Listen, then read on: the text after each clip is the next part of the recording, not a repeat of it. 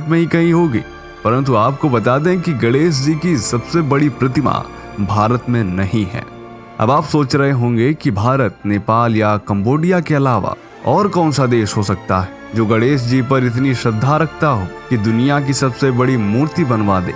तो दोस्तों, आपको यह बता दें कि गणेश जी की यह विशाल मूर्ति थाईलैंड के खलांग ख्वेन शहर में है। इस शहर को सिटी ऑफ गणेश के नाम से भी जाना जाता है। गणेश इंटरनेशनल पार्क में लगी भगवान गणेश की इस प्रतिमा की ऊंचाई 40 मीटर यानी 131 फीट है। 13 मंजिला इमारत के बराबर ऊंची यह मूर्ति पूरी तरह से कांसे से निर्मित है, जो कि विश्व की सबसे ऊंची मूर्ति है। कांस्य धातु से निर्मित यह मूर्ति देखकर कई लोग ये अंदाजा लगाते हैं कि ये मूर्ति सदियों पुरानी रही होगी, लेकिन ऐसा नहीं है।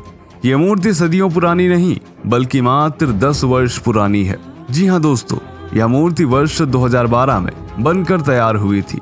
मूर्ति के मुकुट पर कमल का फूल और उसके बीच में ओम बनाया गया है। गणेश जी के हाथों में वो सभी फल रखे गए हैं जिन फलों को थाईलैंड में पवित्र कार्यों में रखा जाता है। इन फलों में एक है कटहल, दूसरा आम, तीसरा गन्ना और चौथा केला है। यह आम को समृद्धि का प्रतीक भी माना जाता है। इस प्रतिमा में भगवान गणेश के पेट पर एक सांप लपेटा हुआ है। सूंड में एक लड्डू तथा पैरों के पास उनका वाहन मूषक बैठाया गया है। साथ ही हाथ व पैरों में आभूषण हैं। इस मूर्ति को कांस्य धातु के 854 अलग अलग हिस्सों से मिलाकर बनाया गया है।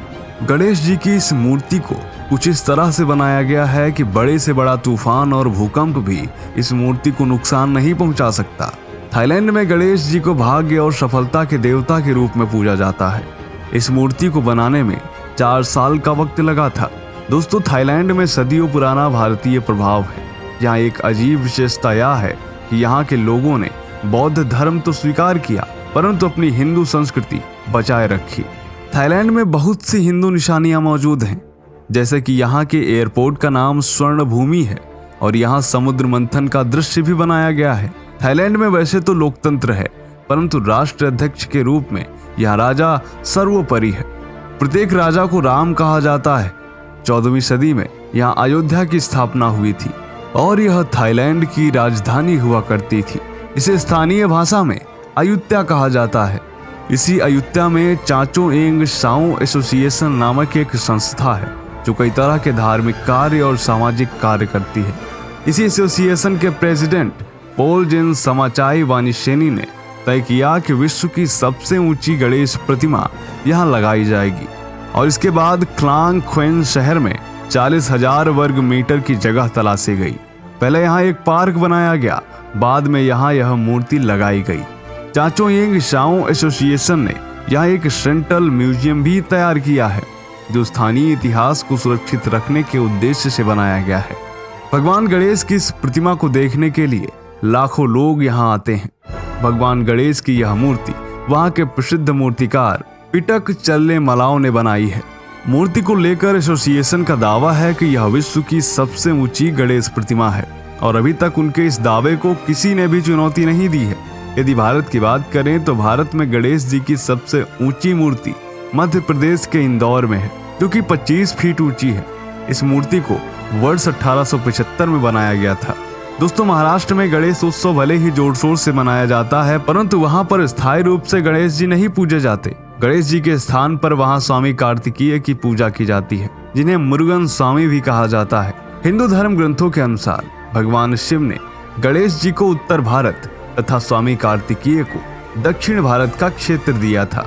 एक बार भगवान गणेश को दक्षिण भारत घूमने की इच्छा हुई, इसीलिए वे अपने बड़े भाई स्वामी कार्तिकेय के यहाँ 10 दिन के मेहमान बनकर रहे और इसीलिए दक्षिण भारत में गणेश जी की पूजा एक मेहमान के रूप में की जाती है और गणेश चतुर्थी से 10 दिन बाद अनंत चतुर्दशी के दिन उन्हें विसर्जित कर दिया जाता है। एक बार फिर से बताते चलें कि दक्षिण भारत के मुख्य देवता स्वामी कार्तिकेय हैं और उत्तर भारत के मुख्य देवता गणेश जी हैं। इसलिए गणेश उत्सव का त्योहार उत्तर भारत में अभी तक नहीं मनाया जाता था, परंतु कुछ दशकों में हम सबने देखा है कि उत्तर भारत में भी कुछ लोग फिल्मों की देखा देखी गणेश उत्सव मनाने लगे हैं। उत्तर भारत में गणेश उत्सव मनाना तो ठीक है, परंतु दक्षिण भारत की तरह गणेश विसर्जन करना ठीक नहीं है, क्योंकि यह गणेश जी का खुद का क्षेत्र है वह यहाँ सदैव प्रतिष्ठित हैं।